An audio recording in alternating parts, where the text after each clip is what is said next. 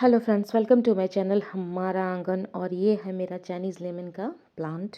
तो देख रहे हैं इसमें फ्रूटिंग पूरी भर भर के आई हुई है और चारों तरफ सिर्फ लेमन ही लेमन दिख रहे हैं। तो और चूँकि लेमन गुच्छों में आए हुए हैं तो काफ़ी वेट के कारण पेड़ बिल्कुल झुक चुका है और बहुत बड़ा पेड़ नहीं है ये मेरा। ऑलरेडी 2.5 से 3 फीट का ये पेड़ है। और किस तरह से दिख रहे हैं अनइवन सा, बिल्कुल भी शेप में ये प्लांट नहीं है मेरा ये छोटा सा लेमन का ट्री। क्योंकि लेमन्स जो आए हुए हैं उस वजह से काफ़ी हेवी हेवी ये झुका हुआ है। लेमन्स इसमें नॉर्मल साइज़ के हैं, जैसे कि जो भी आप नॉर्मल लेमन देखते हैं, जो लेमन्स होते हैं जिसे हम अपने घर में यूज़ करते हैं, नींबू जिसे कहते हैं कागजी नींबू, उन्हीं साइज़ के हैं। तो चलिए इस प्लांट्स के बारे में मैं आपको बताती हूँ कि इसे इसे मैंने 3 साल पहले इसको ख़रीदा था। देखिए इसकी साइज़ लेमन की काफ़ी अच्छे साइज़ में, ये काफ़ी थोड़ा बड़ा है, बाकी से छोटे छोटे हैं। देख रहे हैं मेरी मुट्ठी में आ रहा, पकड़ पा रही हूँ उसे, तो समझ सकते हैं कि इस हिसाब से इस लेमन का साइज़ कितना है। तो 2-3 साइज़ के लेमन हैं, कुछ छोटे भी हैं, ये काफ़ी बड़ा है। ये सब कुछ कुछ बड़े, ये थोड़े छोटे हैं उससे। तो देखिए ये ऑरेंज वाले जो पूरे तैयार हो चुके हैं, मतलब रेडी टू यूज़ हैं, और जो भी ग्रीन है वो भी थोड़े और बड़े हो सकते हैं।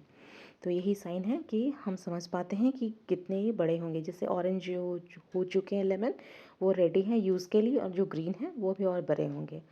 तो ये 3 साल पुराना पेड़ है मेरा लेमन का। इसे 100 रुपीज़ में मैंने 100 रुपये में नर्सरी से ख़रीदा था, ख़रीदी हूँ इसे, सॉरी। और इसे मैंने 10 इंच की मिट्टी के गमले में रिपॉट किया था। तो जब मैं इसे नर्सरी से लाई थी तो 2-3 इसमें लेमन लगे हुए थे, और लाने के बाद कुछ फ्लावर्स आए थे तो 2-4 और लगे थे, तो मतलब मिला जुला के 10 लेमन लगभग इसमें हुए थे। लेकिन जब मैं इसे नर्सरी से लाई हूँ तब से ही इसमें फ्रूटिंग शुरू है, कंटिन्यू है। और बीच में 2 बार करके इसमें, जैसे एक बार कम फ्रूटिंग होती है, फिर 2-4 करके ऐसे लगे रहते हैं, फ्लावर्स आते हैं, कुछ में फ्रूटिंग होती भी है, नहीं भी होती है, ऐसे होती रहती है। तो नेक्स्ट ईयर जब मैंने इसे 20 लीटर में ट्रांसफ़र करा था, तब ये अच्छे से फ्रूटिंग करा था, पिछले साल भी।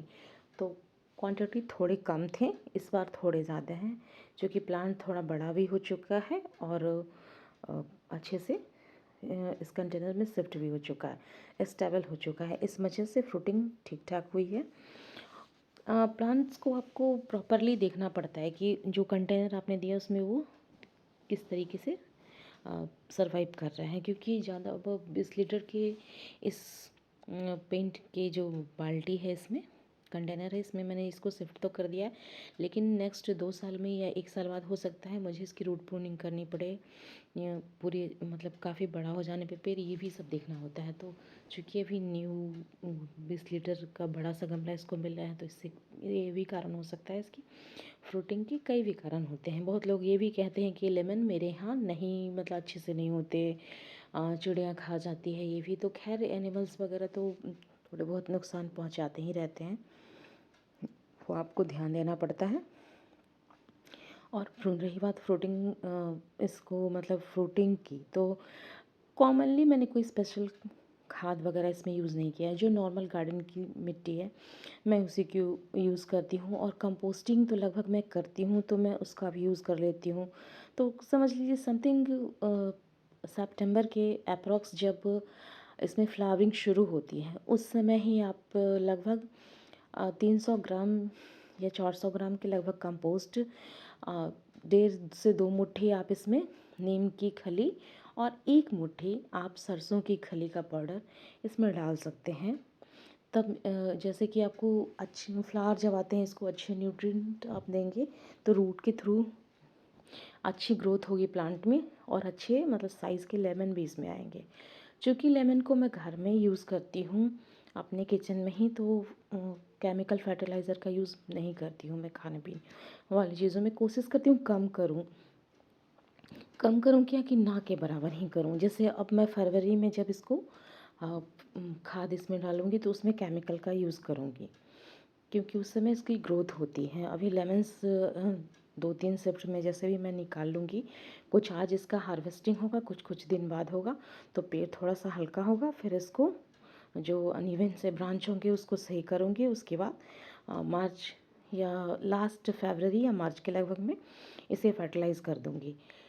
तो उसमें मैं थोड़े बहुत केमिकल का, जैसे केमिकल में भी बहुत कुछ मैं नहीं डालती, थोड़े बहुत डीएपी के दाने और एनपीके 1919 और थोड़े से पोटास का यूज़ करूँगी, बस उससे ज़्यादा कुछ नहीं है। वो भी लिमिट मात्रा में, 1 चम्मच से लगभग, बहुत ज़्यादा मैं यूज़ नहीं करूँगी इसमें खाद का।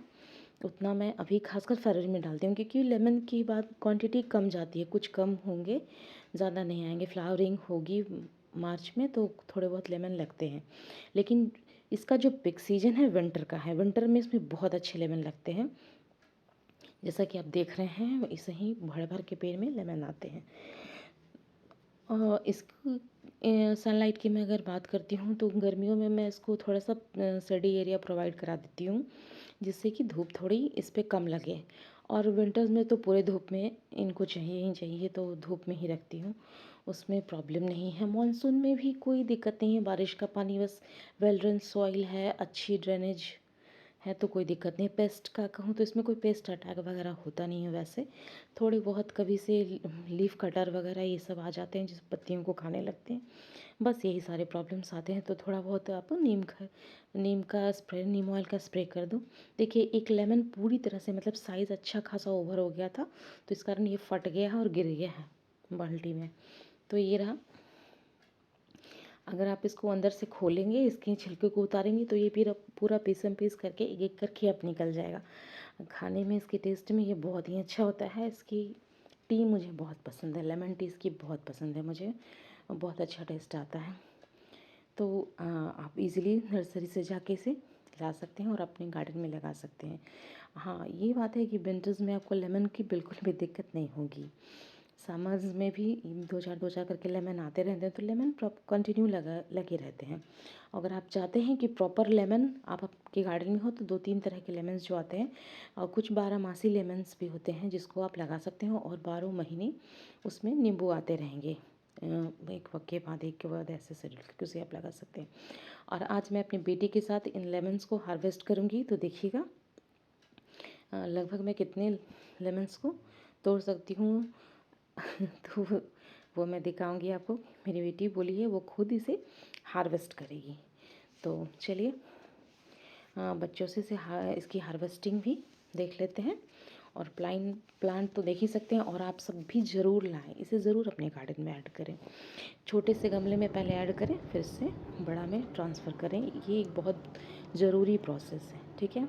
अब चलिए, मेरी बेटी इसमें टोटली 45 लेमन काउंट करती है वो, उसने हार्वेस्टिंग करी है इससे। तो ओके फ्रेंड्स, आपको मेरा वीडियो ये कैसा लगा बताइएगा ज़रूर कमेंट्स के थ्रू। Okay friends, bye bye and happy gardening.